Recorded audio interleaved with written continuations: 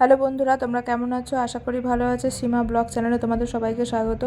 তো আজকের কিছু কাজ করব সারাদিনে, তোমাদেরকে ওটাই শেয়ার করব যে কিভাবে আমি বাড়িতে তোমার কাজ টাজগুলো করি। মানে ব্যাঙ্গালোরে একা একা যখন তোমার বর থাকে না, অফিসে চলে যায়, তখন এই সারাদিন কীভাবে কাটাই এটাই তোমাদের কাছে শেয়ার করব। কিন্তু আজকে আমি কিছু জামা কাপড় কাচবো, যেগুলো আমি হাতেই কাচবো, ওয়াশিং মেশিনে কাচবো না। কারণ ওয়াশিং মেশিনে কী হয় বলো তো, আমার মনে হয় যে না, পরিষ্কার হয় না আমার পরার জামা কাপড়গুলো। মা বলতো যে হাতে কাচার মতো জামা কাপড় কখনোই পরিষ্কার হবে না ওয়াশিং মেশিনে। তো যখন ধরো তাড়া থাকে, টাইম পাই না, তখন তোমার আমি ওই তাড়াতাড়ি করে দিয়ে দিই। কিন্তু না, আমার কদিন ধরে মনে হচ্ছিলো পরার জামাগুলো আমার ভাল লাগছে না, মানে এরকম মনে হচ্ছে যে নোংরা নোংরা নোংরা এরকম। তাই আমি ভাবলাম যে আমি কাচবো। তো ওই জন্য একটু গরম জল করে নিয়েছিলাম। একটু গরম জল ঠান্ডা জল মিশিয়ে দিলে না ভালো পরিষ্কার হবে। আর জামা কাপড়গুলো সবই ধরো সুতির, তো গরম জল করে দিলে তেমন কিছু আমার মনে হয় না প্রবলেম হবে। মা বলে যে সুতিতে গরম জল দেওয়া যায়, তোমার এমনি যদি কিছু সিল্ক হয় বা সিনথেটিক হয় সেগুলোতে দিলে তো তোমার হয়ে যায়, কুচকে যায়। তো সুতিতে দেওয়াই যায়। আর গামছাগুলো কি বলো তো, গরম জল করে কাচলে না খুব ভালো পরিষ্কার হয়। আমার মা তো সবসময় তোমার সোডা দিয়ে পরিষ্কার করতো খাড় করে বাড়িতে উনুনে। মানে বড় বড় আমাদের তো অনেক চাদর বড় বড় থাকতো, বিছানার সব নেতা দিয়ে বানানো হয়, এসব তো কাচা হতো। তো যাই হোক, এই দেখো আমি না এটা ভিজিয়ে রেখে দিলাম তোমার কিছুক্ষণ থাক, 5-10 মিনিট মতো। তারপরে আমি ওটা আবার কাচাকুচি করবো। তো 10 মিনিট একটু বসে বসে ফোন দেখে নিই। ফোন দেখতে জানা তো ভালোই লাগে। তো যাই হোক, 10 মিনিটের জায়গায় না তোমার অনেকক্ষণ হয়ে গেছে, 15-20 মিনিট তো হয়ে যাবে। ফোন দেখতে লাগলে তো জানোই কেমন হয়, একটার পর একটা ভিডিও দেখে যায়, এতই ভালো লাগে, উঠতে ইচ্ছে করে না। মনে হয় যে এটা আমার নোখটা না একটু ভেঙে গেল, জানো তো। আমার ফট করে ওই সে বাড়ি খেলো, দিয়ে তারপরে দেখলাম যে স্ল্যাবে আমি কী একটা বাঁধলো, দেখছি নোখটাই ভেঙে গেছে।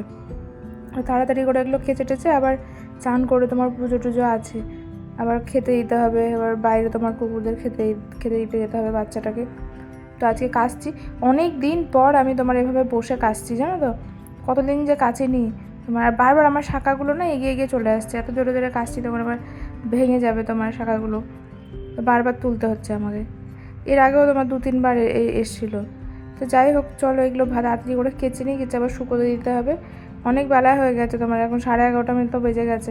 11:30টার সময় জামা প্যান্ট কাচছি। জামা কাপড় তোমার আগে কেচে নিলে সকাল সকাল তাড়াতাড়ি শুকিয়ে যায়, কিন্তু অসুবিধা হবে না তোমার। এই দেখো কাচা হয়ে গেছে, এখানে ধুয়ে নেব। ধোয়ার পরে তোমার স্পিন করে নেবো ওয়াশিং মেশিনে, যেখানে তোমার একটু জলটা ঝরিয়ে নেওয়া হয় ভালো করে, একদম শুকিয়ে যায়। মানে একটু জল থাকে, মানে 90% শুকিয়ে যায়, ধরো 10% বা 20% জল থাকে, তো তাহলে তাড়াতাড়ি শুকিয়ে যাবে। বারান্দাতে খুবই হাওয়া দেয় আমার বারান্দায়, আর ব্যাঙ্গালোরে খুব রোদ, এবার গরম রোদ দুটোই ধরো পড়েছে।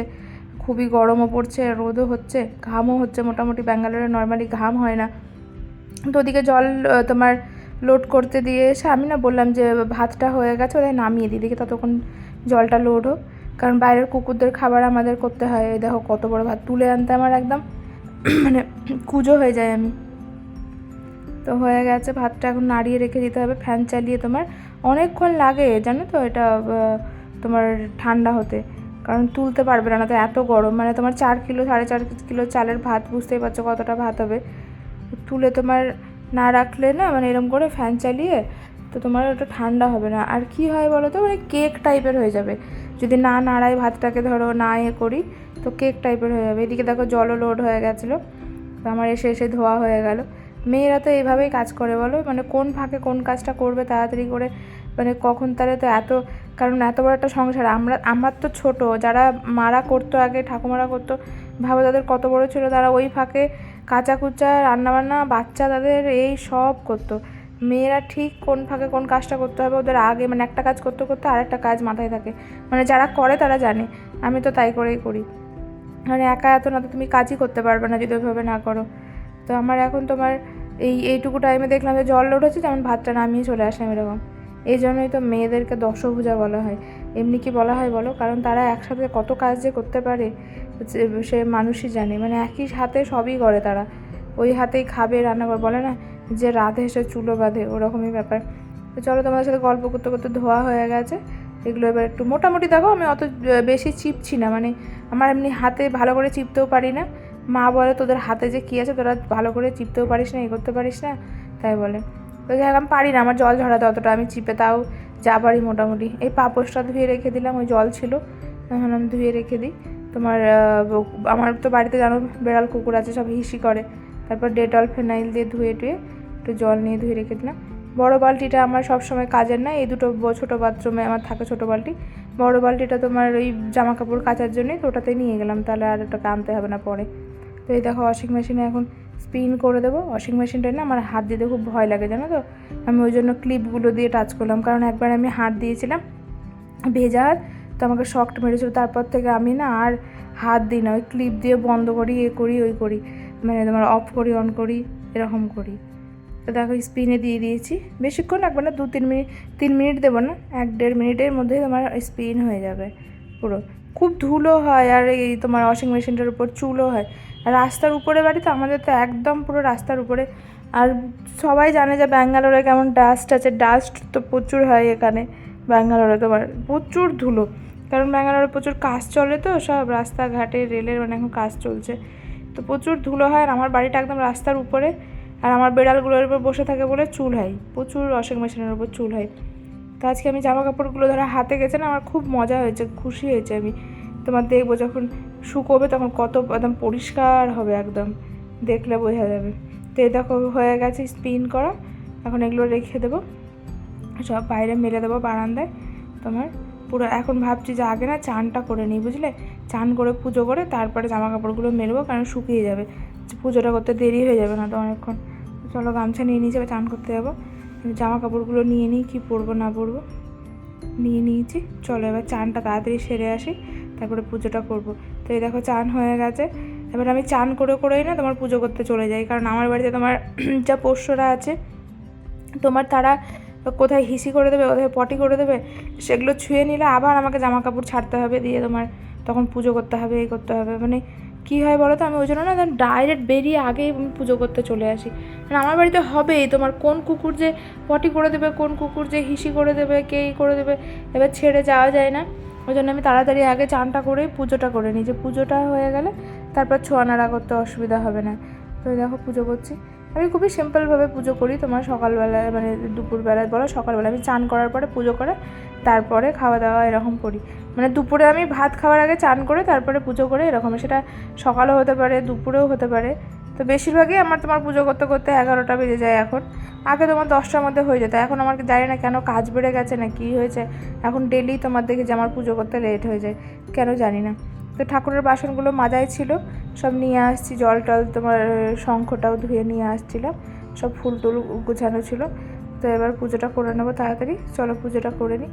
পুজোটা হয়ে গেলে না মনে হয় যে এত বড় একটা কাজ হয়, এই যে এটা আমার না পুজোর সব জিনিসপত্র থাকে, তো এটার উপরেই তোমার ভাতটা রাখি, মানে টেবিল নেই, এত শক্ত টেবিল, এটা খুব ভালো শক্ত, এতটা ভাত থাকে, আর পুরো ফ্যান চালানো থাকে তোমার।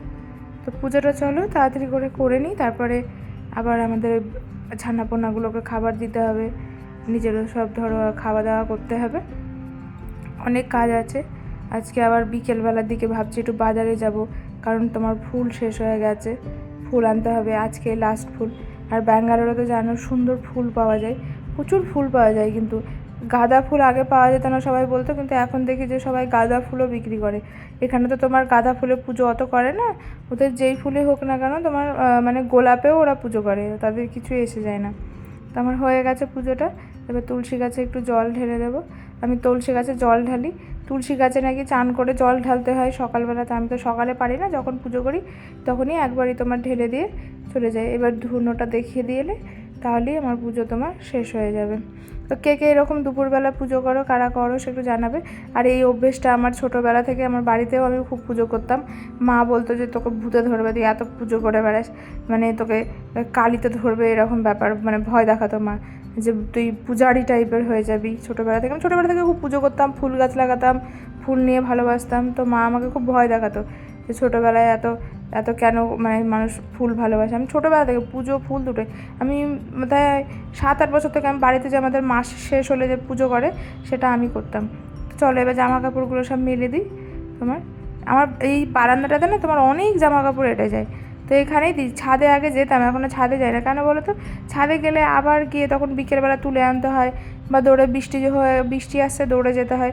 তো এই বারান্দাটাতে বৃষ্টি হওয়ার জন্যই আমি দুটো দড়ি টাঙিয়েছিলাম, যে বৃষ্টি মিষ্টি হলে এখানে আমি ফট করে তোমার দিয়ে দিতে পারবো, তো তাও জামা কাপড় টুকটাক বর্ষাকালেও শুকানো যাবে, এসব ভেবে এটা টাঙিয়েছিলাম এই দড়িটা। তো ভালোই কাজ করে, এখন আর যেতে ইচ্ছা করে না ছাদে। এখানে দেখো কি হাওয়া দিচ্ছে, বুঝতে পারছো? গামছাটা একদম উড়িয়ে নিচ্ছে, খুব হাওয়া দেয় আমার বারান্দাটায়। আমার কাজের মেয়েটা তো বলে তোমার বারান্দাটাতেই মনে হয় যে আমি সবসময় থেকে যাই, কারণ ওর বাড়িটা না ছোটো, তো রুমটা, আর তোমার হাওয়া ঢুকে না, তো এই গরমের টাইমে খুব কষ্ট হয়। তো বলছিল দিদি তোমার বারান্দাতেই আমার এত ভালো লাগে যে মনে হয় যে মানে ফ্যান চালিয়েছে, আর খুব খুব হাওয়া দেয়। শীতকালে তো থাকাই যায় না, জানো না, তাই ঠান্ডাতে এত ঠান্ডা লাগে, এত ঠান্ডা, মানে কি বলবো, পুরো কাঁপি থরথর করে। তো চলো, গল্প করতে করতে সব দুপুরের কাজগুলো হয়ে গেছে, এবার খাওয়া দাওয়া করবো, কুকুর বেড়ালগুলোকে খাবার দেবো। তো আমাকে কমেন্টে অবশ্যই জানিও ভিডিওটা কেমন লেগেছে, হ্যাঁ, আর লাইক করো, কমেন্ট করো, আর সাবস্ক্রাইব করো আমার চ্যানেলটা অবশ্যই। আশা করি আমার ভিডিও তোমাদের ভালো লাগে। তো আজকের মতো টাটা, বাই, ভালো থেকো সবাই, দেখা হবে কোনো নেক্সট ভিডিওতে। তো চলো, টাটা।